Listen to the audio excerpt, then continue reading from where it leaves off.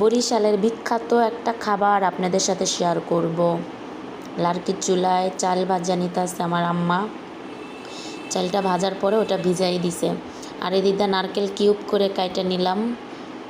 এভাবে দেখেন চালটা অনেক বেশি না, 10 থেকে 15 মিনিট আপনি চালটা ভিজায় রাখবেন। তারপরে এইভাবে ধুইয়া উঠাই নেবেন। তাহলে চালটা ভাজার পরে এই চালটা যদি পানিতে ভিজানো হয় তারপর অনেকটা ফুলা ওঠে।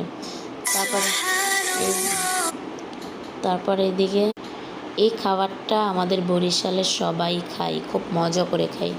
নারকেল কোরানো, নারকেল কিউব করে কেটে দেওয়া, তারপর গুড়, সাথে আমার আম্মা চিনিও দিবে একটু, আর মিষ্টির ব্যালেন্সের জন্য একটু লবণ দিবে। এই যে চিনিটা ঢেলে দিল যাতে মিষ্টিটা কম না হয়, কারণ আমরা মিষ্টি খুব পছন্দ করি। আর গ্রামে আসলে এই খাবারটা আমরা খাবই। এটা হয়েছে আমাদের খুব মজার একটা প্রিয় খাবার।